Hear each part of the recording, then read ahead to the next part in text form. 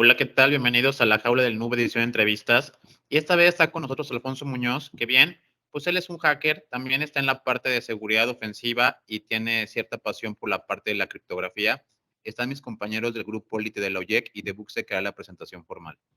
Hola, ¿qué tal? Soy de Buxec y el día de hoy tenemos de invitado especial a Alfonso Muñoz, que es ingeniero en ciberseguridad, fundador de CryptoRed y autor del libro Seguridad Ofensiva en Machine Learning.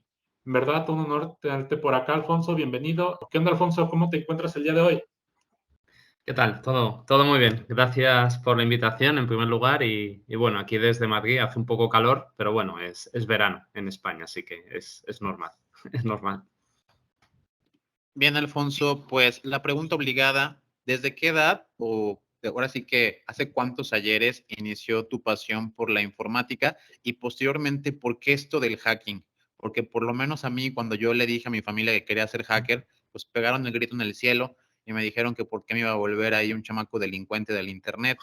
No sé cómo fue en tu caso, pero pues estaría muy interesante saberlo. Bueno, mi caso particular fue un poco, yo creo, diferente a otros compañeros que tengo de profesión, porque si preguntas a mucha gente enseguida te dirán que con 8 años casi hackeaban la NASA, ¿no? O programaban el Spectrum, etcétera. Yo empecé un poco más tarde, como con unos 14 años más o menos. Yo vengo de una familia relativamente humilde y en mi casa pues no había dinero, ¿no? Para ordenadores ni nada parecido. Entonces, cuando mi hermano mayor accedió a la universidad, pues mi padre le compró un ordenador, un 486 de la época, de DX2, me acuerdo perfectamente, con su flamante MS2, 6.22 y Windows 3.11. Y mi hermano configuró, bueno, un pequeño script de aquel entonces, ¿no? Un fichero.bat en MS2 para que yo no tocara el ordenador. Básicamente, pues porque era un ordenador caro en aquella época y tampoco teníamos tantos recursos en la familia, ¿no? Como para si se rompía, ¿no? Y el objetivo era para que él estudiara. Entonces, digamos, de manera inconsciente fue mi hermano, ¿no? El que me introdujo en la seguridad informática, porque yo hice todo lo posible para saltarme esa medida de protección. Entonces, no, al menos en España no existía Internet, os hablo de la década de los 90. Entonces, pues me recorrí varias bibliotecas para buscar libros de MS2, me leí unos cuantos, descubrí después de mucho leer que simplemente era un fichero BAT que estaba en bucle, con lo cual con control C se anulaba el fichero .bat y digamos que fue ahí cuando empezó el gusanillo, de manera inconsciente mi hermano me lo provocó. Y a partir de ahí, los que sean más de esa época, ¿no? De la década de los 90, pues fue la fiesta, ¿no? Con todo el mundo de los virus, ¿no? En MS2, con todo lo relacionado con el cracking, con todos los fallos de seguridad, bueno, lógicamente en Windows 3.11, pero posteriormente con Windows 95, ¿no? Seguridad de red, etcétera. Así que fue ahí un poquito, ¿no? Cuando estaba yo en el instituto y luego, lógicamente, ya pues cuando la universidad y en otros grupos, ¿no? Los que pertenecía. Bastante interesante todo lo que nos mencionas y yo creo que todos en un principio, como obviamente principiantes, nos hemos infectado, ¿no? Ahí probando una que otra cosa o probando algún software. Nos hemos infectado y el que diga que no ha sido hackeado, próximamente lo será o está mintiendo. Pero, ¿podrías contarnos cómo fue tu experiencia en tu primer trabajo en ciberseguridad? Bueno, yo tengo un perfil a lo mejor un poco raro porque en parte, digamos, a mi perfil más un poco underground, ¿no? De ciberseguridad. En paralelo hice una carrera muy universitaria. Bueno, cursé pues hasta el doctorado, ¿no? Diferentes cuestiones. Entonces, mi primer trabajo formal en ciberseguridad estuvo más relacionado en el ámbito de la investigación, ¿no? En el ámbito sobre todo de investigar ciertas técnicas para romper mecanismos de seguridad y investigar nuevos mecanismos de ciertas compañías y organismos que nos venían y nos decían, oye, esto es probable que no lo rompan, que eso os ocurre, ¿no? Para protegerlo mejor. Entonces, os estoy hablando de, pues, principios del año 2000, digamos, el trabajo, o sea, hace unos 20 años, el trabajo así ya remunerado, ¿no? Más serio. Y ahí, pues sí, ya hacíamos cosas lógicamente, ¿no? De exploiting y de otro tipo de cosas. Querido Alfonso, la verdad que un placer tenerte acá. Y sobre todo, mira, ahorita lo que pasa es que ahorita estaba justamente leyendo de nuevo uno de los tantos, de las tantas menciones que se hace sobre el tema de criptografía. Sé que es tu fuerte. Quería que nos comentes un poco sobre eso, si puedes, para la audiencia, explicar un poco de qué trata esto de criptografía, qué es lo que engloba, así como para mortales, como para de 5 años, si puedes más o menos darnos un poquito de compartir un poco de tu conocimiento sobre este concepto que es muy interesante y que muchos lo desconocen. Sí, un poco, bueno, un poco el gusanillo por esta disciplina, tanto de la criptografía como la esteganografía, surge precisamente en esos momentos, ¿no? Que comentábamos antes, ¿no? En la década de los 90, cuando la mayoría nos educábamos con revistas electrónicas que conseguíamos de alguna manera, ¿no? Entonces, pues ahí siempre había alguna sección, ¿no? Alguna sección más o menos básica, ¿no? De criptografía o esteganografía. Y básicamente, bueno, la criptografía, como muchos sabéis, es eso, proteger comunicaciones, ¿no? En un sentido muy amplio. Existen multitud de algoritmos y de técnicas.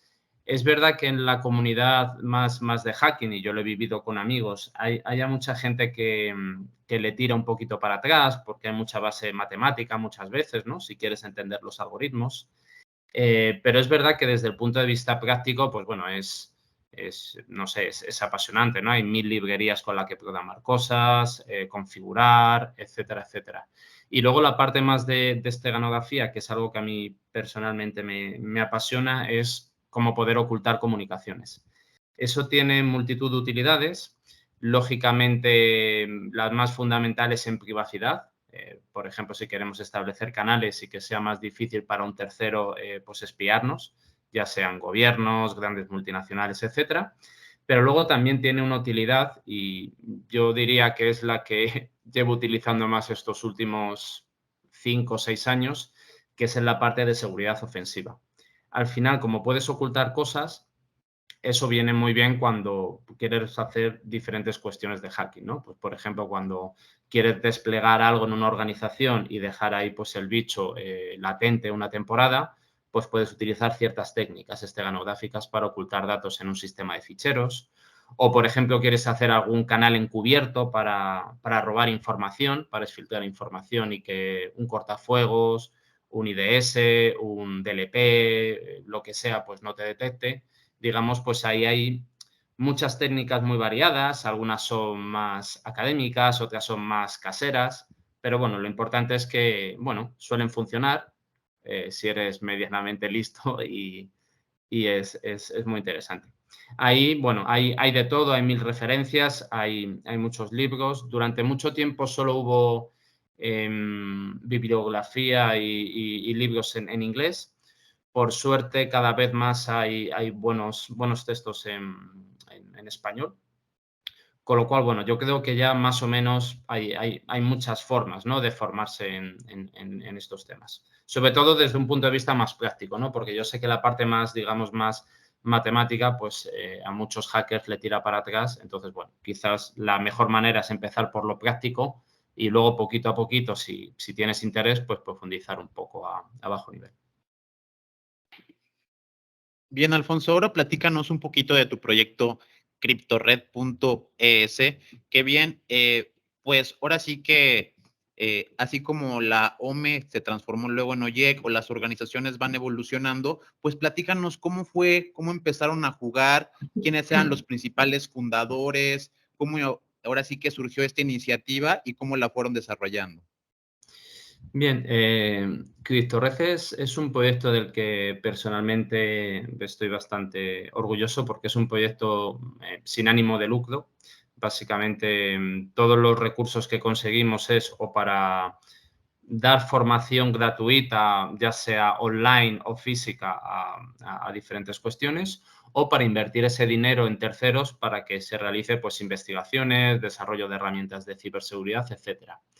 Los inicios de CryptoRed, pues CryptoRed no recuerdo ya si llega a los 25 años, es decir, surgió hace bastante tiempo de la mano de Jorge Ramió, que es bueno, un profesional muy conocido, ¿no? Sobre todo en el campo de la criptografía, y era sobre todo una red más académica. Pensar que en aquellos momentos pues, no existían redes sociales, no existía LinkedIn, Twitter, no existía... Entonces, de alguna manera, tenía que haber algún mecanismo para que profesionales afines, sobre todo a la ciberseguridad, sobre todo en España y en Latinoamérica, pues pudieran intercambiar por correo electrónico principalmente y en ciertas conferencias información. Surgió de esa manera, pero con el tiempo, sobre todo ya cuando surgieron las redes sociales y otro tipo de grupo, vimos que no tenía mucho sentido que eso quedara restringido en un entorno académico, ¿no? Porque al final el talento está en todas partes y tiene sentido pues, que todo el talento que quiera pues, pueda colaborar. Entonces, lo abrimos más a redes sociales, etcétera, y el mecanismo siempre más o menos era el mismo. Intentábamos conseguir patrocinadores de alguna manera y realizamos cursos gratuitos de formación, auditorías a terceros, etcétera. Más recientemente, hace años ya celebrábamos congresos de ciberseguridad que reuníamos, pues yo creo que en su momento eran más de 500 personas, teníamos a ponentes internacionales, etcétera. Pero es verdad que como surgieron muchos eventos, muchos congresos, muchos de los que conocemos todos, pues pensamos que ya no tenía interés pues hacer eso. Pero es verdad que el año pasado lo retomé dentro de la RootedCon y bueno, continuamos un poco esos congresos de ciberseguridad que hacíamos asociado a CryptoRed. Y en este caso muy focalizado en aspectos, de nuevo, pues que no se suelen cubrir tanto, pues tema de criptografía, esteganografía, protección de comunicaciones, es decir, temáticas que a lo mejor no se cubren tanto en un congreso de hacking habitual y que creíamos que, bueno, que puede ser útil, ¿no? Útil para que los asistentes a este tipo de eventos pues puedan elegir, ¿no? Tengan más variedad de charlas para poder elegir en función de sus intereses. Y la verdad que fue bastante bien. El año pasado conseguimos meter en la sala donde lo celebrábamos pues casi unas 500 personas, tuvimos bastantes patrocinadores, fue bastante bien. Y si todo va bien, pues este año en marzo, otra vez en la RootEd, pues repetiremos y vamos, os invito a cualquiera que enviéis la charla y en la medida de lo posible, pues todos los gastos están pagados. Y hablando esto de criptografía y todo eso, ¿qué recursos recomiendas? ¿Recursos, libros o algún foro o algún blog recomiendas para iniciar en este mundo de la criptografía y seguir aprendiendo cada vez más? Aquí, en la parte de criptografía, al menos en español, a mí siempre me gusta recomendar la página web de cryptored.es porque ahí tenéis mucha información, muchos vídeos en YouTube que son completamente gratuitos. Entonces, bueno, en función un poco de la necesidad puede ser útil. Luego también suelo recomendar un poco en mi GitHub, tengo diferentes repositorios donde tengo muchos enlaces a muchos libros comerciales, o sea, gratuitos o de pago, que puede ayudar, porque es verdad que existen múltiples libros de criptografía, pero un poco en función de tus intereses, pues unos libros son más adecuados y otros. Hay algunos que son más matemáticos, más académicos. Hay otros que a lo mejor son más orientados a la programación, ¿no? Porque lo que te interesa pues, es cómo poder programar en Python bien ciertos aspectos de criptografía. Hay otros más de configuración de redes, ¿no? Pues cómo poder utilizar bien TLS en un Apache o en una red interna o en cloud. En función de eso, pues hay diferentes opciones. Yo hace ya unos 2 o 3 años, no me acuerdo bien, publiqué un libro que se llama Criptografía Ofensiva, que básicamente lo que intentaba hacer es, en un único libro, intentar resumir diferentes sabores de la criptografía con múltiples referencias. Creo que el libro tenía como 800 o 900 referencias para que fuera como un libro inicial en el que cualquier persona que quisiera introducirse en la criptografía tuviera una manera fácil, ¿no? Entonces, decir, por ejemplo, bueno, si yo me quiero dedicar al mundo, por ejemplo, del malware, ¿qué necesito saber de criptografía? ¿No? Entonces, pues explicar lo que es un ransomware, qué tipo de criptografía se utiliza ahí, ¿no? Pero si, por ejemplo, yo me dedico al hacking y quiero hacer cracking de contraseñas, ¿qué tipo de criptografía se utiliza ahí? Si quiero programar, ¿cuáles son los mejores libros? Pues para programar en Java, para programar en Python. Es decir, ahí intenté hacer hice un libro, ¿no?, de eso y la verdad tuvo bastante éxito, funcionó muy bien. Entonces, bueno, en función de eso, digamos un poco, yo diría siempre en función del dinero que te quieras gastar, pero probablemente la primera aproximación sería cryptorred.es, todo es gratuito y si podéis hacer a mi GitHub, ahí hay un montón de información gratuita y a partir de ahí pues ya podéis un poco, haceros una idea, ¿no?, de por dónde ir. Muy buena recomendación, muy buena recomendación. La verdad que está bien nutrido tu contenido ahí. Y en GitHub también de la misma manera. De hecho, gracias por mencionarlo. Querido Alonso, mira, ahora sabes que, bueno, ya vos sabés que está por demás, creo que sabés que queremos tocar el tema, cómo va hoy por hoy, inteligencia artificial, toda esta problemática y desafíos que se vienen en la parte de lo que es ciberseguridad ofensiva, la criptografía como tal. Vos sabés que cada vez existe ataque más sofisticado, automatizado, ¿no?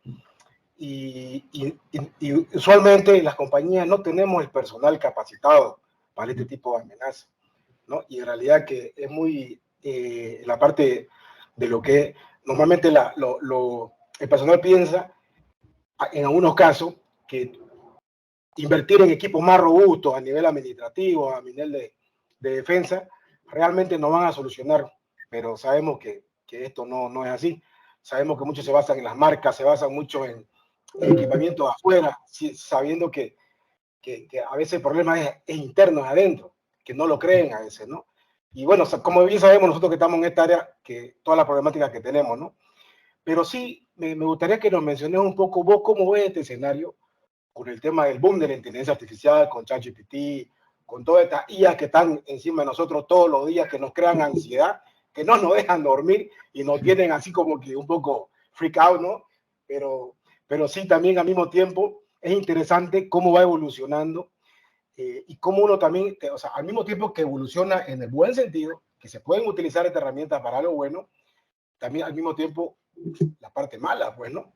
Y vos sabés que a veces, no quiero decirlo, pero sí, las personas a veces toman el camino más fácil, ¿no?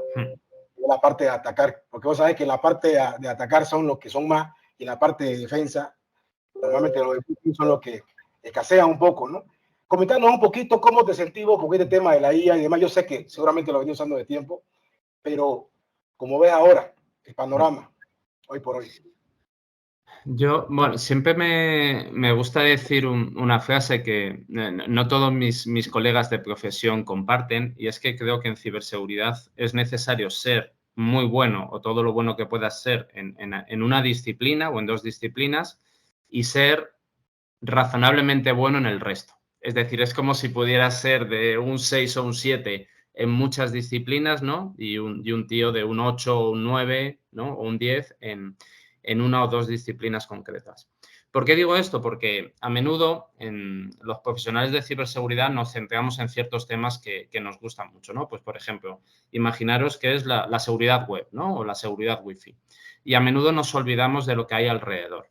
Alrededor de la ciberseguridad, que como sabéis hay muchas disciplinas, yo siempre he dicho que hay dos temáticas que cualquier persona que se dedique a la ciberseguridad debería saber. Una es procesamiento del lenguaje natural, NLP, porque es muy, muy, muy útil, tanto defensivo, desde un punto de vista defensivo como ofensivo. Y luego, por otro, la parte de inteligencia artificial. Yo hace ya bastantes años, un poco para completar eso, me hice una serie de cursos de Coursera, que se los recomiendo a todo el mundo, son gratuitos. Para mí, y he tenido la oportunidad de hablar con gente brillante, ¿no?, en este área, empresas que se dedican a esto, para mí siguen siendo los mejores cursos que existen. Son gratuitos. Si al final quieres que te den un título, creo que pagas 30 o 40 dólares y ya está. Pues tanto los de Machine Learning como los de redes neuronales son excelentes. Cualquier persona que se dedique a la ciberseguridad debería hacerlos, porque con ese conocimiento puedes entender muchas cosas y sobre todo puedes descartar a muchos vendedores de humo. ¿Por qué digo eso? Porque no es tan buena o tan útil como la gente piensa en determinados escenarios y es muy útil en otros escenarios donde a lo mejor la gente no lo piensa tanto, ¿no? Por ejemplo, en seguridad defensiva, como sabéis, ¿no? Pues a día de hoy parece que un producto de seguridad, si no tiene inteligencia artificial, parece que no hace bien su trabajo. Pero es verdad que en muchos escenarios la inteligencia artificial no es necesaria desde un punto de vista defensivo. Y cuando la introduces, si no lo haces bien, introduces a su vez problemas de seguridad. Problemas de seguridad en sistemas de autenticación, en sistemas de autorización, que si no lo haces bien, estás debilitando los sistemas. Yo he estudiado por cuestiones profesionales mucho, ¿no? la inteligencia artificial en seguridad defensiva. Hay en escenarios donde puede ser útil, hay en otros que está forzado su uso y sinceramente no es necesario, pero bueno, como sabéis, todo lo que tiene ahora inteligencia artificial pues recibe más inversión, ¿no? Más atención, etcétera. Y donde desde hace más o menos unos 3 o 4 años estoy muy apasionado es en el punto ofensivo, en seguridad ofensiva, que es sinceramente donde creo que la inteligencia artificial tiene un recorrido enorme. Sobre todo porque permite automatizar, y cuando digo automatizar no me refiero simplemente a hacer más rápido lo que haría un humano, sino hacer cosas que un humano difícilmente podría hacer. Por ejemplo, hace, ya no recuerdo, 3, 4, 5 años, en la RUTEDCON, uno de los principales, el principal congreso de ciberseguridad en España y uno de los principales del mundo, presenté una herramienta que la tengo en GitHub, que es Uridip, que básicamente lo que hacía era utilizaba inteligencia artificial para intentar hacer un tipo de phishing avanzado.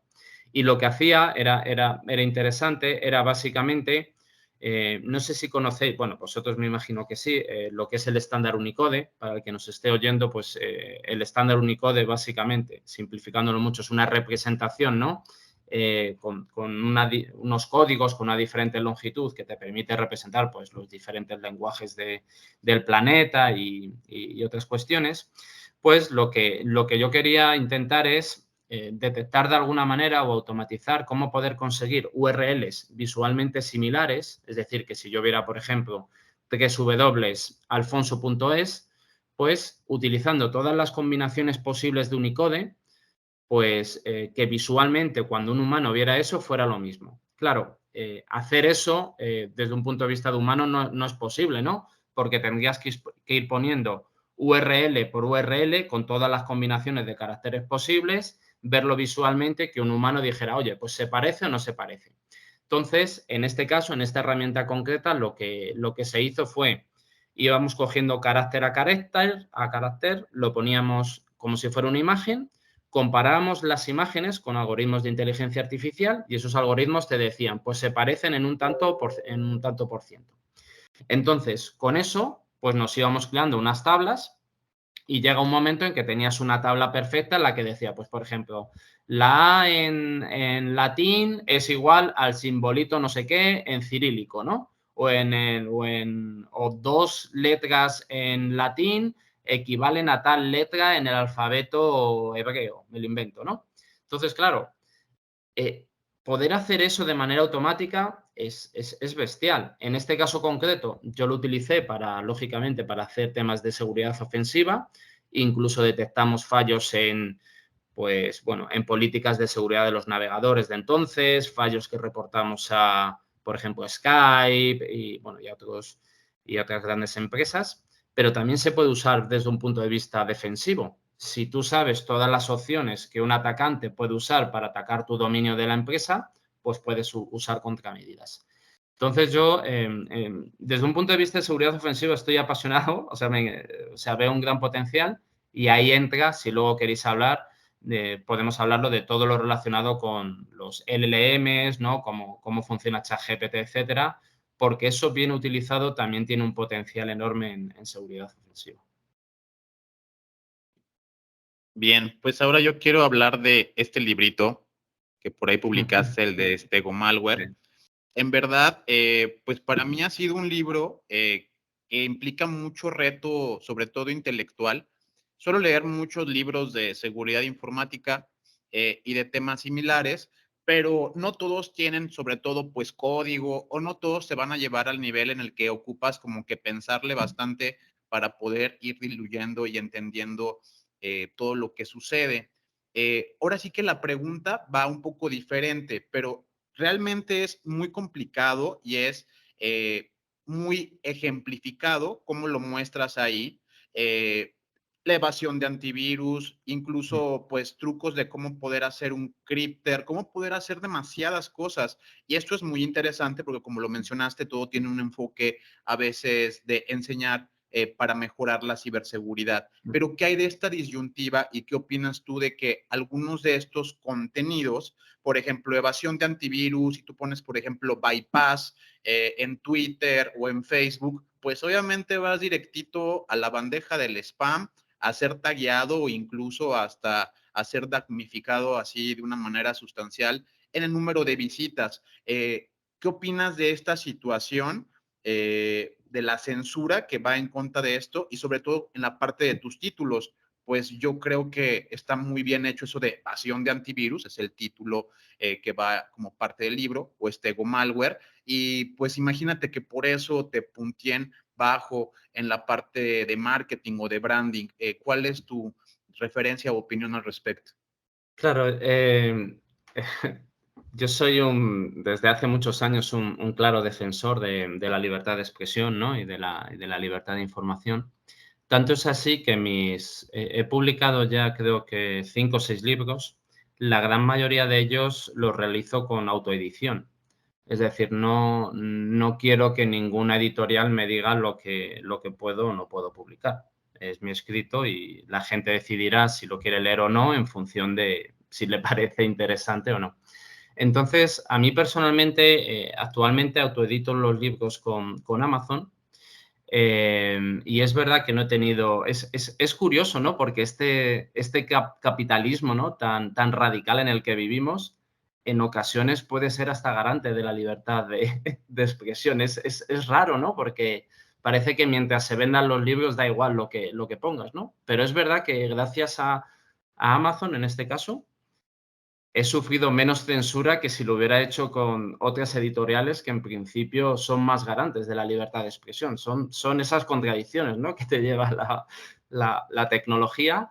Y bueno, lo que suelo hacer es los publico así y básicamente suelo ponerle un precio habitualmente bastante bajo para que sea accesible, y al poco tiempo, normalmente al año, año y medio, lo libero gratuitamente, porque es una manera de decir, bueno, el que quiera comprarlo es porque un poco te apoya, ¿no? Para que sigas haciendo este tipo de investigaciones, y el que no o no tiene dinero, pues oye, puede acceder un poquito de tiempo después. Es verdad que en ciberseguridad, como sabéis, siempre hay ese debate, ¿no? De si toda la información o gran parte de la información, sobre todo desde un punto de vista de ataque, debe ser contada abiertamente. Mi experiencia en las últimas décadas, y creo que otros profesionales lo comparten igual, es que es la única manera de avanzar. En la década de los 90 yo lo viví.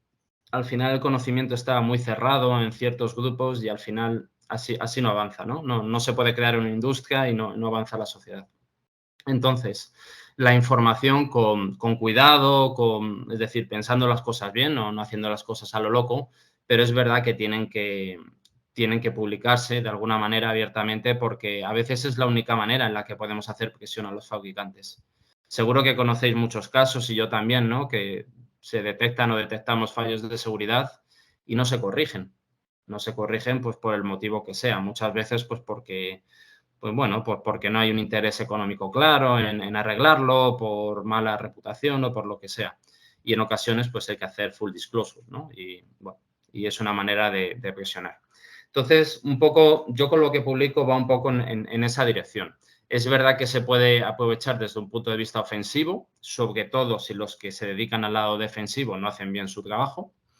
Pero quiero pensar que si el que se dedica al lado defensivo, si está medianamente actualizado y se toma en serio su trabajo, no le debería suponer un excesivo problema, ¿no? Es verdad que hay cosas que no son fáciles de solucionar, no lo voy a engañar, ¿no? Es decir, yo conozco muchas técnicas de Stego para evadir DLPs, por ejemplo. Y yo no soy el más listo del mundo, ¿no? Y atacantes más sofisticados, ¿no? Que ganen dinero con ello, pues también. Pero bueno, yo creo que es la única manera de avanzar, ¿no? Y que la gente se pueda formar, surjan nuevas ideas. Vamos, de momento no he recibido ninguna censura de ningún tipo y espero que no pase, espero. Hay otro libro que sacó Alfonso que está buenísimo, que es de seguridad ofensiva en Machine Learning, que justamente aquí lo tengo. Se los recomiendo bastante para los que quieran seguir aprendiendo sobre todo esto de Machine Learning, de prompts injections en ChatGPT, etcétera. Pero podrías, ya que te tenemos aquí en la jaula, podrías platicarnos cómo empezaste con el desarrollo de este libro, algo sobre el temario, porque es bastante interesante todo lo que tiene de contenido. Sí, un poco la idea al final de lo interesante de escribir un libro, al igual que cuando un profesional da un curso, una formación, una charla, lo interesante de este reto es que te obliga de alguna manera a formalizar las cosas, ¿no? A ideas que están sueltas, ¿no? A intentar formatearlas, ¿no? En algo más o menos legible, ¿no? Que un tercero pueda entender. Yo como os había comentado, ya había hecho muchas cosas en seguridad con inteligencia artificial en el pasado, pero no había hecho gran cosa con los modelos LLM y con ChatGPT más allá de jugar como hemos hecho todos, ¿no? Entonces, un poco lo que me puse como objetivo fue, bueno, voy a entender un poquito mejor cómo funciona ChatGPT y estas tecnologías que usan los modelos LLM un poco más a bajo nivel y, sobre todo, entender qué está haciendo ya la gente con estos modelos y ChatGPT a nivel de seguridad. A nivel de, pues, cómo puedo usar, por ejemplo, ChatGPT en seguridad defensiva o cómo lo puedo utilizar en seguridad ofensiva. Y, sobre todo, entender muy bien las limitaciones, porque parece ahora, ¿no?, que con ChatGPT, pues, los hackers se van a quedar sin trabajo y ni mucho menos, ¿no? ChatGPT falla muchísimo, se equivoca muchísimo, pero bueno, como otra herramienta bien utilizado, pues a mí me sucede en mi día a día, yo uso bastante ChatGPT, pues te puede ahorrar tiempo. Entonces, bueno, tienes que tener en cuenta que hay problemas de privacidad, es decir, que lo que tú pongas ahí pues puede acabar en terceros, entonces no pongas lo que no debes de poner, pero teniendo en cuenta eso, pues te acelera, ¿no? Te puede acelerar mucho, pues, desde un punto de vista ofensivo, pues configuraciones extrañas de comandos, ¿no? Pues no me acuerdo cómo era el parámetro 25 en un nmap cuando hago no sé qué, ¿no? O cómo uso un SQL map cuando tengo una entrada en tal formato y o sea, ese tipo de cosas te acelera bastante. Por ejemplo, en el libro reflejo muchos ejemplos que ya son muy famosos, ¿no? De cómo poder hacer phishing. Buenos ejemplos, buenas plantillas de phishing con ChatGPT. La verdad es que a día de hoy el que envíe el equipo o las personas que hagan un phishing mal es porque quieren, ¿no? Porque puedes hacer unas plantillas perfectas, ¿no? En un lenguaje perfecto, ¿no? Usando ChatGPT.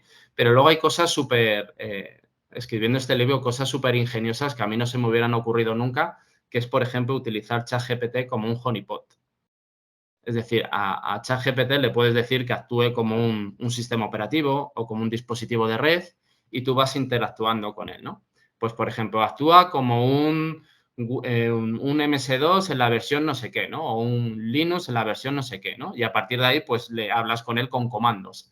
Es decir, hay maneras que hay gente muy creativa, muy ingeniosa en el mundo que ha usado esos modelos de esa manera. Entonces, un poco también el objetivo de este libro era, bueno, recopilar lo que hay o lo más famoso para que nos dé ideas, ¿no? Para que nos dé ideas a investigadores y, sobre todo, para entender las limitaciones, porque es verdad que tiene muchas, ¿no? En el momento que juegas un poquito más, pues se notan, ¿no? Por ejemplo, pues si quieres hacer una determinada herramienta de postexplotación en PowerShell, pues puedes jugar, van saliendo ciertas cosas, pero es verdad que si no sabes del tema, lo que va a salir del ChatGPT pues es un poco un poco basura. No sé cómo decirlo, ¿no? Entonces, pues bueno, un poco ese fue el objetivo del libro y no sé, la verdad es que es interesante. Yo estoy bastante obsesionado ahora con los modelos LLM, sobre todo con los modelos open source, porque es verdad que el problema que tiene estas tecnologías es que son desarrolladas por grandes organismos que invierten millones y millones de dólares, pero al final tú no puedes tener estos modelos en local, ¿no? En tu casa o en tu empresa para hacer lo que quieras. Entonces, hay muchos investigadores que están trabajando en modelos LLM open source y es algo que actualmente con otras personas estoy investigando en cómo poder utilizarlos para temas de seguridad, defensiva y ofensiva, pero que tú seas el dueño, ¿no? El dueño de la tecnología y digas, pues oye, en mi compañía quiero usar un LLM, por ejemplo, para que me dé recomendaciones de ciberseguridad o para que yo le pueda introducir logs de, no sé, de un Apache y me extraiga ciertos parámetros, ¿no? O de un SIEM o de lo que sea. Entonces, ahí sí soy optimista por definición, pero creo que hay recorrido, ¿no? Y la verdad es que me parece un tema súper apasionante. La verdad que, mira, lo que acaba de mencionar justamente me hace acuerdo a lo que acaba de mencionar de los modelos LM, porque yo me acuerdo cuando estaba comenzando con TensorFlow, cuando lo liberó Google, la verdad que fue genial, ¿no? Me acuerdo esa época cuando lo liberaron y demás, era como que era un juguetito sumamente genial. Pero el tema es este, ¿no? Que mi trabajo evolucionando, tanto en el aprendizaje y sobre todo en la práctica, también te das cuenta de que no acabar esto. La verdad que a veces me frustra un poco, no sé si vos lo sentís, y ahí es donde quiero ir, quiero direccionar mi pregunta. Porque mira, desafíos que se vienen hoy por hoy con tantas herramientas open source, cuando vas conociendo ciertos modelos de lenguaje de inteligencia, cuando vas viendo mira, ni siquiera te quiero mencionar la computación cuántica, que ya sabemos con lo que se viene, lo postcuántico, ¿no? Que ya se están desarrollando ciertos modelos que de alguna manera sí podés ayudarte, por ejemplo, a intercambiar. Cuando querés intercambiar en criptografía, querés intercambiar ciertas partes, digamos, te agiliza, te lo puede hacer con mayor rapidez, ¿no es cierto? Pero al mismo tiempo también implica mucho desafío. Entonces, lo que a mí me llama la atención mucho es ¿Cómo haces vos para estar al tanto de todo esto sin morir en el intento? Porque mira, porque vos sabés que todos los días es una batalla dura, porque ahorita mientras estamos conversando se está desarrollando algo y se crea una ansiedad y todo, y es como una carrera. Yo digo, vos la sentís esa carrera que se viene. Imagínate en tu área, que bueno, que es el área de todo, pero en lo que vos más estás metido, que la verdad que es un honor tenerte acá, querido Alonso. Y queremos sacarte provecho de eso, por eso quiero saber cómo te sentías ahorita, así, súper natural, comentando cómo te sentías en este momento, sabiendo que... Creo que nos dejó en suspenso porque se congeló. Sí, hay un momento dramático. Bueno, si queréis puedo ir contestando mientras... Correcto. Yo siempre digo la broma de una frase de Bill Gates que decía que él trabajaba media jornada, que solo trabajaba 12 horas al día. Pues creo que... Hola, ya, no sé si hemos... Sí. Parece que no puedo decir malas palabras aquí Nada, parece que no se permite lo... Sí, no, comentaba la broma que yo siempre digo que, como decía Bill Gates, que trabajando media jornada es suficiente, con 12 horas al día. Es verdad que, bueno, el problema de la ciberseguridad que es un tema muy amplio. Y es verdad, a mí me ha pasado y me pasa, y a mucha gente que conozco, que te puede llegar a generar mucho estrés y agobio. Entonces, ahí tienes que saber equilibrar, tener... La muy de moda, o al menos en Norteamérica y en España también, ¿no? El concepto de salud mental, ¿no? Tienes que saber equilibrar, ¿no? Para tener un balance adecuado. Y luego también es verdad que yo creo que es una profesión que que si no es tu hobby, es muy difícil estar actualizado en muchos temas. Es decir, puedes dedicarte perfectamente a esta profesión sin ser tu hobby y ser un buen profesional, trabajar 8 horas al día y ya está. Pero es verdad que eso dificulta que sepas de muchas cosas. Sabrás probablemente de tu área fundamental de trabajo y probablemente lo harás muy bien. Pero claro, en ciberseguridad, al ser una disciplina que es muy transversal, ¿no? Que toca muchas cosas, pues la única manera de conseguir eso es dedicándole tiempo. Hay personas que serán más listas que otras y necesitarán menos, pero al final hace falta mucho tiempo. Yo tengo la suerte que es trabajo y hobby, pues es de lo mismo, ¿no? Que es, bueno, de diferentes cuestiones de ciberseguridad, pero al final yo a veces he hecho cuentas y 12 horas puedo dedicarle muchas veces al día, entre semana. Entonces ahí no hay misterio, ojalá y lo hubiera, ¿no? Pero y a veces a lo mejor hay, sobre todo eso te lo da la edad, pues según te vas haciendo un poco más mayor, a saber priorizar. A lo mejor cuando eras más joven, pues te interesaba saber en detalle la última versión de Python o de Java, ¿no? Con todas las características. Y ahora, pues, asumes, dices, bueno, yo sé la versión Python, me voy a echar un poco para atrás, ¿no? La 2.7 o lo que sea. Y bueno, y hay otras cosas que son más prioritarias.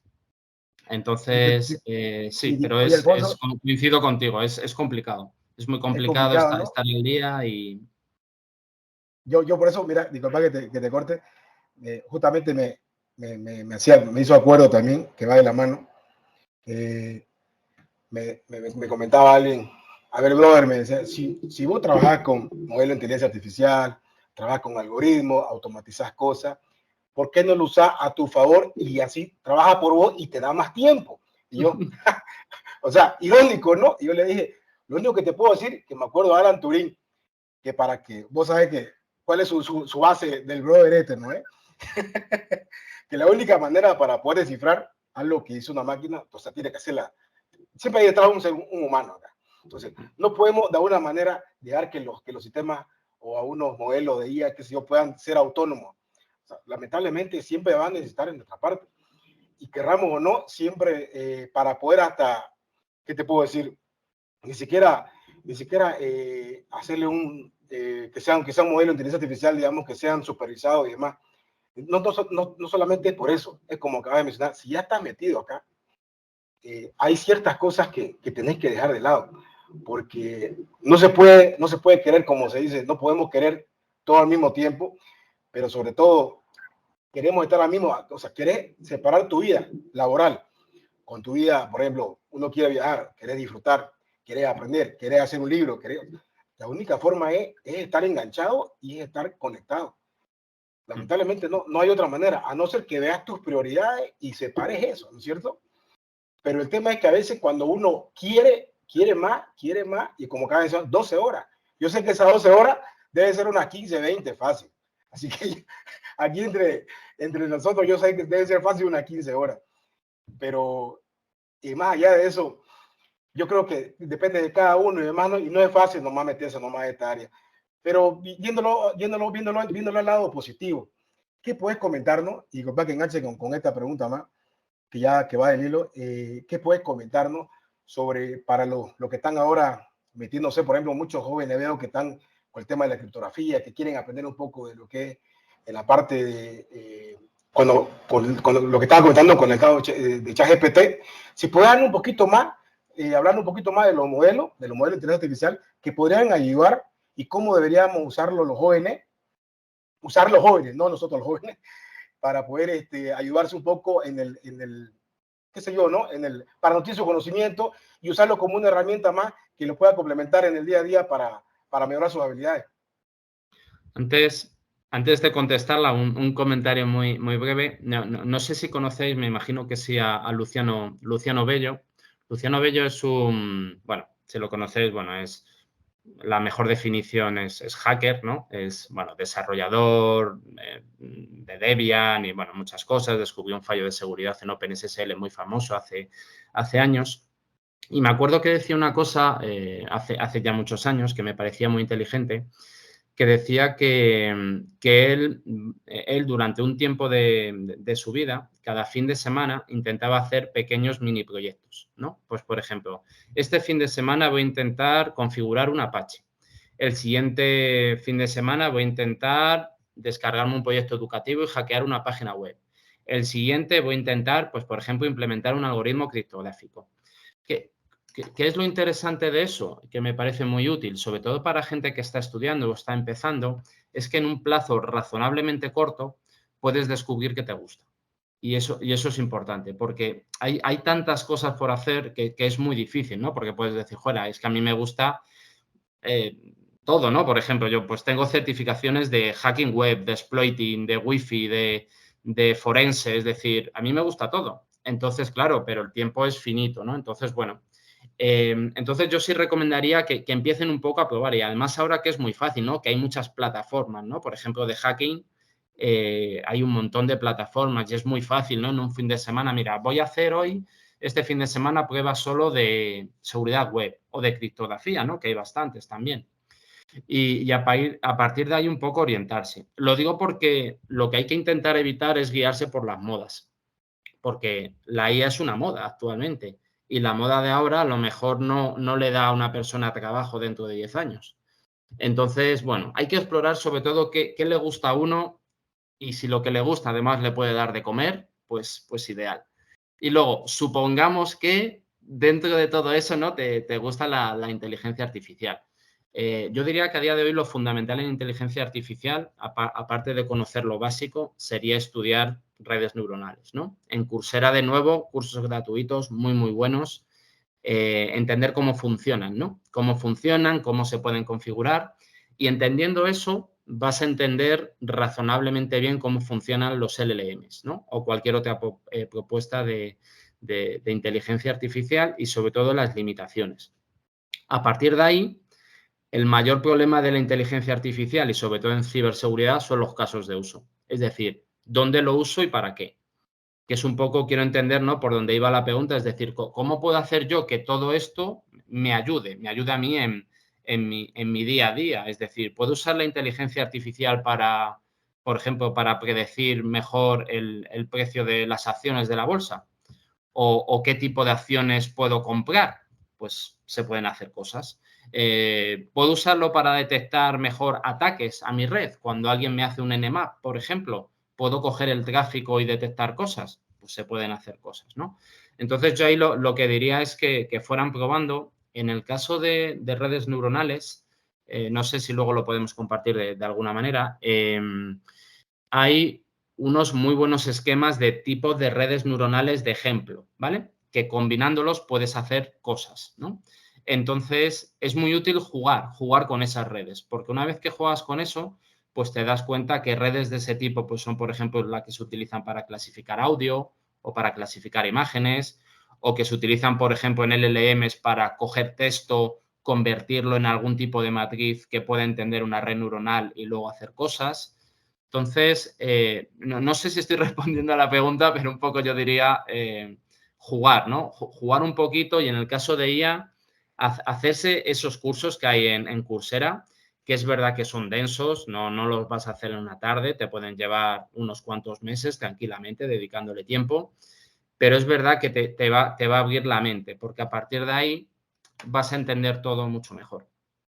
Y vas a saber si en ciberseguridad hay en ocasiones que tendrá sentido utilizarlo y en otras ocasiones no tendría sentido, ¿no? Por ejemplo, el libro que comentábamos antes está muy enfocado desde un punto de vista, como digo yo, de ingeniero, ¿no? O ingeniera, es decir, no sé cómo funciona por debajo, pero simplemente voy a jugar, ¿no? Voy a jugar con la tecnología y voy a ver lo que sale y si le puedo sacar partido. Eso está bien para empezar, pero lógicamente si luego quieres ir un poco más allá, pues tienes que entender, ¿no? Cómo funciona el algoritmo por abajo y ahí no te queda otra manera que saber de redes neuronales todo lo que puedas. Bien, ahora me voy a ir un poquito por el tema de las leyes, hablando un poquito de la confidencialidad de los países o la privacidad, la famosa guerra criptográfica. Y bueno, para dar un poco de contexto, existe la Bureau of Industry and Security en Estados Unidos, que es parte del Departamento de Comercio, que establece que algunas cosas precisamente de criptografía no se pueden exportar o importar. Esto me parece algo pues clave en la parte de seguridad nacional, porque pues la seguridad informática, ya cuando te toca vivirlo un poquito como hacker, tiene mucho que ver con la parte de la criptografía, que ya encriptaron, que ya bypassó, que tiene un crypter, que es un ataque de zero day, o estas cuestiones que a veces no puedes detectar o que no puedes de repente checar de una manera convencional, aunque tenga ciertos mecanismos de defensa que incluso podrían llegar a bypassear los heurísticos. El uso de inteligencia artificial, si bien como lo mencionas, me parece un área de oportunidad muy importante, pero pues sin las leyes o sin cumplir las regulaciones, aquí estamos en algunas, digamos que paradigmas. Por poner otro ejemplo también en contexto para la audiencia, hay lugares como China en los que pues podríamos decir que te sientes como que el FBI o la Fuerza Armada de China y el espionaje chino está todo el tiempo viendo qué haces y qué no haces, y que para tú acceder a ciertos contenidos tengas que usar una VPN o utilizar cierta manera como de brincarte los firewalls y la protección que hay en ciertos países, pues no opera para todos de una manera, digamos que equitativa o igualitaria, y esto podría crear pues grandes conflictos. Creo que tú nos puedes explicar más a detalle de cómo puede llegar a trascender esto y por las implicaciones también militares y que tienen de seguridad nacional el hecho de que existan estas leyes y que a veces no pueda ser equitativo, que en África, por ejemplo, pues a lo mejor ahí no exista a lo mejor tanta criptografía y que haya lugares de primer mundo como Londres o Estados Unidos que están desarrollando herramientas que ni siquiera pueden leer o que no tienen autorización de acceder a esos algoritmos. ¿Cómo funciona esto ya de una forma práctica y cómo lo ve un criptógrafo como tú?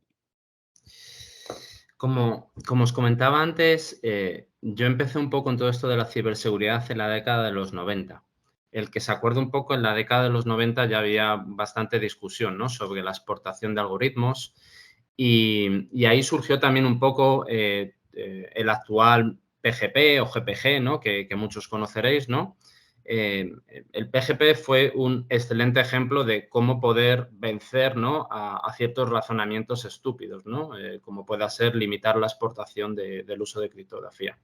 PGP fue un excelente ejemplo, ¿no?, de cómo, no sé si conocéis un poco la historia, ¿no?, de cómo se imprimió unos algoritmos en papel, cómo ese papel se envió fuera de un país, ¿no?, para vencer las leyes de exportación de criptografía. El problema, y cada cierto tiempo, seguro que muchos de los que nos escuchan lo saben, pues hay, bueno, ciertas discusiones, ¿no?, de si la criptografía debería ser accesible, ¿no?, sobre todo por entidades gubernamentales, ¿no?, que debería abrirse o que deberían tener pues ciertas llaves maestras. Yo personalmente, pero esto es mío, que a lo mejor soy un soñador, creo que esa discusión ya se terminó hace muchos años, ¿no? La criptografía tiene que ser robusta, la criptografía tiene que ser accesible y, de hecho, a día de hoy lo es. Es robusta y es accesible. Es verdad que existen determinados algoritmos o tecnologías que no se pueden exportar a determinados países. Sí, es verdad. Al final, pues el desarrollador de esa tecnología pues elige cómo protegerla. Pasa en Estados Unidos, pero también pasa en muchos países, ¿no?, en países europeos, ¿no? Yo conozco, bueno, diferentes países europeos que desarrollan ciertas tecnologías y deciden a lo mejor no exportarlas a otros países, incluso a países aliados. A día de hoy, con la criptografía convencional, cuando digo convencional es pues la que todos conocemos, ¿no?, RSA, curvas elípticas, etcétera, etcétera, pues podemos hacer muchas cosas, ¿no?, sin mucho problema de estas leyes de exportación. Es verdad que con el nuevo tipo de criptografía postcuántica, está por ver, ¿no? Está por ver al final cómo se estandarizan los algoritmos, pero bueno, yo al menos en Occidente, entiendo que un poco todo funcionará parecido. El caso que comentabas de China, o en general cualquier país, que el problema de China es que realiza espionaje masivo y es conocido, ¿no?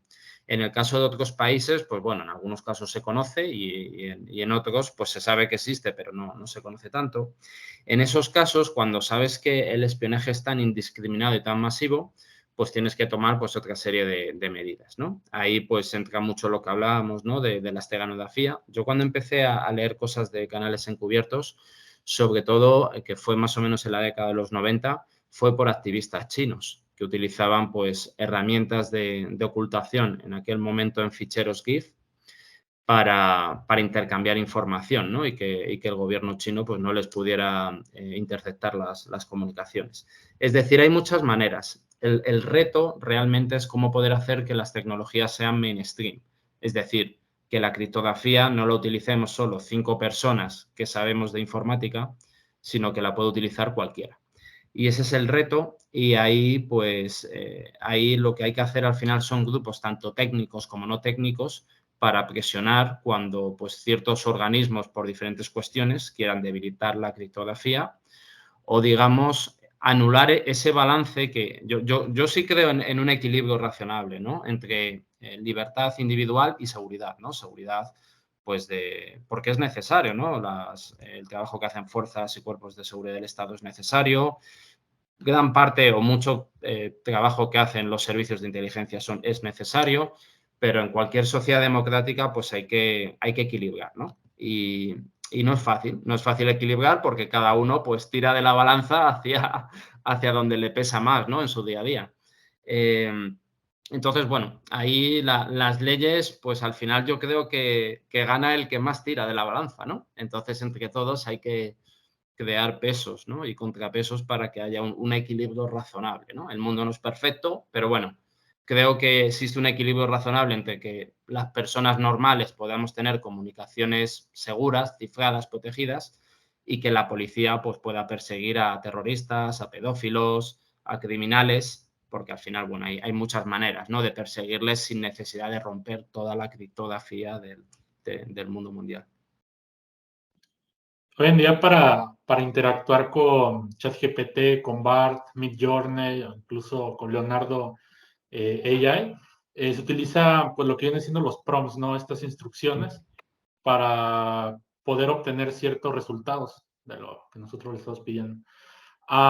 Pero ¿tú crees que el prompt generating sea algo que tenga demasiado peso en un futuro?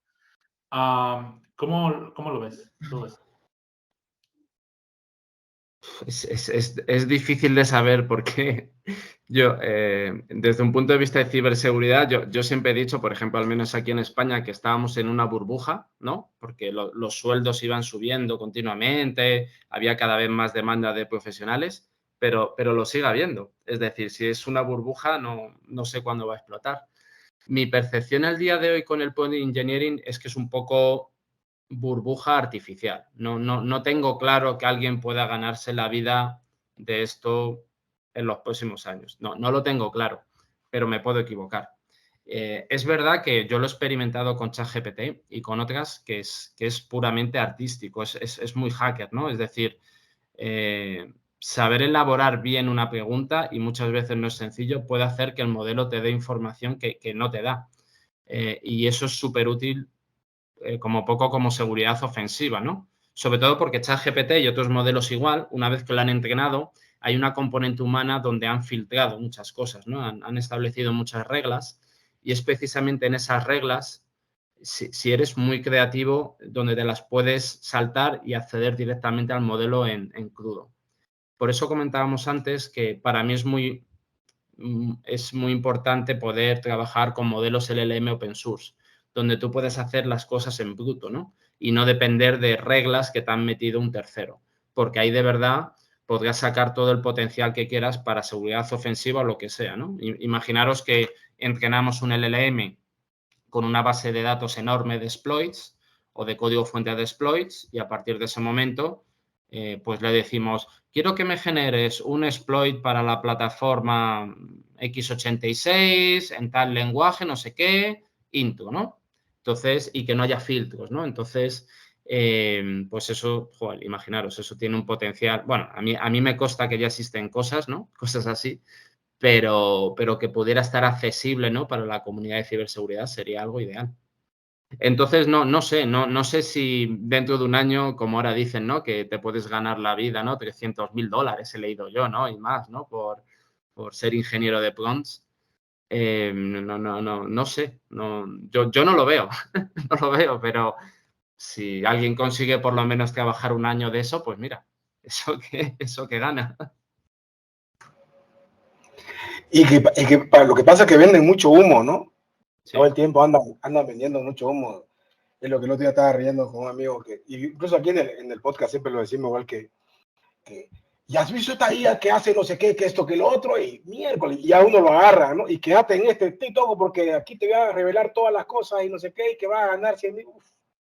Ya se fueron Yo, a por otro lado. ejemplo, aquí en España, en diferentes, bueno, conferencias y mesas redondas que me han invitado para diferentes cuestiones, yo soy bastante crítico con el uso de la inteligencia artificial en seguridad defensiva. Y siempre discuto, bueno, con alguna persona, ¿no? Que vienen de empresas, pero sobre todo porque esas empresas viven de eso, ¿no? Viven muchas veces de subvenciones de terceros, ¿no? Porque usan inteligencia artificial y demás, y su producto probablemente funcionaría exactamente igual sin inteligencia artificial.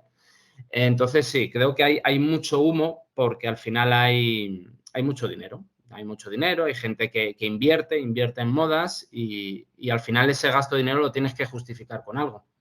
Imagínate, si tú eres el CEO de una compañía y quieres que la compañía valga cientos de millones, pues si al final los desarrolladores ganan mucho dinero, pues justifica también que tu salario sea muy alto, ¿no? Entonces, al final vas generando una burbuja de cosas que no tienen sentido, como pasó con blockchain en muchas, ¿no? Que el 90 y mucho % del humo que hubo, pues haya desaparecido. Todavía quedan cosas, pero bueno. Y probablemente, pues, bueno, con la IA ya ha pasado y creo que irá pasando poco a poco, ¿no? Según la gente va sabiendo más, pues yo lo he visto en ciberseguridad, ¿no? En grandes corporaciones, ¿no? Que al principio te vendían una solución mágica y decías, genial, pero cuando ya la gente sabía más de inteligencia artificial, decía, bueno, vamos a ver esto un poquito más despacio. ¿Qué es lo que haces con los logs específicamente que no puede hacer con un grep o con algo, ¿sabes? Entonces, bueno, supongo que es la tecnología, ¿no? Es el hype que hay en la tecnología pero sí, vamos, los sueldos que he visto para estos temas me parecen disparatados, ¿no? Sobre todo si lo comparas con otros parecidos, ¿no? Como puedan ser asociados a Web3, ¿no? O parecido, ¿no? Por poner burbujas, ¿no? Que pueden estar compitiendo. No sé. Sí, coincido plenamente que hay un poco ahí de, no sé, de Sí, nube. correcto, hay bastante. De todas maneras, por eso siempre es bueno este tipo de espacio, ¿no? Donde podemos ahora informar, compartir nuestra experiencia, conocimiento y sobre todo, nada mejor que de la mano de expertos, como decimos que no te quería llamar experto, pero sí me parece que la palabra experto de pronto no limita o no condiciona a una persona que tiene conocimiento completo sobre algo en específico, ¿no? Pero sí me parece que mencionar que la verdad que es un honor para nosotros tenerte en este podcast, querido Alonso, porque la verdad que la experiencia, más que todo es lo que habla, porque nosotros somos, si te das cuenta, nosotros hablamos lo que pensamos, lo que vemos, y de alguna manera, como todo el tiempo nos están vendiendo humo, hay muchas personas que piensan que nuestra área, que el área de ciberseguridad, que lo que estamos conversando de criptografía, modelos de inteligencia, es cuestión de sentarse, un cursito de 1 hora, 2 horas. No, aquí esto lleva tiempo, es un proceso. No es de la noche a la mañana, como siempre dice mi querido amigo Héctor, mi brother, que sabemos que no es un cursito de 6 horas, ya sabes, ya salís programando, ya empezás a hacer billetico, y te volvés de prompt engineering, y ya sos rico, ya te vas. No, o sea, no es así, es un proceso, ¿no? Sentido común, historia, son muchas cosas, ¿no? Si te das cuenta, ¿no? Cómo empezó la criptografía, cómo empezó, ni siquiera saben cómo funciona Internet, pero ya quieren desarrollar modelos de inteligencia artificial. O sea, hay muchas cosas, ¿no? Que ya, o los que ya se pasaron el cloud computing, que no lo vivieron, no se enteraron que era la nube, y ahora como pendejos ya sabemos que la nube va a aparecer, ¿no? Si no pasaron ese proceso, o sea, imagínate querer hablar de otras cosas, o temas cuánticos, digamos, ¿no? Sí. O sea, hay que irse un poquito para atrás y entender la historia, siempre digo, la historia del hombre.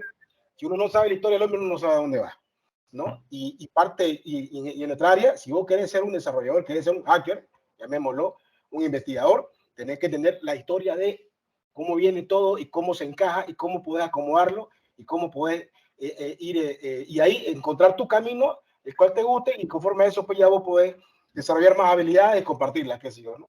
Así que totalmente de acuerdo, querido Alonso, un placer haber tenerte acá, te agradezco bastante. Yo paso por ahora, yo creo que ya ha sido muy útil esta charla. Bien, Alfonso, pues ya para nuestra último, pues ya nos pregunta, es simplemente compartir qué más haces cuando no estás por ahí generando libros, haciendo código o haciendo la de hacker. ¿Cómo te distraes un poquito o qué hobbies tienes? Bueno, tengo familia, tengo niños, tengo perro, es decir, tengo que darle cierta atención. Ellos creen que es poca, pero bueno, intento darles. Me gusta mucho viajar. Cuando tengo tiempo, viajo. O sea, me encanta. Es, digamos, todo el dinero que pueda tener de aquí hasta que me muera me lo gastaré en viajes. Así que es una de mis pasiones y poco más. Intento practicar deporte, pero nada, pequeñas cosas y no mucho más. Es decir, no me da el tiempo para mucho más. Ojalá, pero no. Pues muchísimas gracias a todos. Ha sido un honor, Alfonso, tenerte aquí en otra edición de La Jaula del Noob. Muchas gracias. Nos vemos en la siguiente edición. Gracias.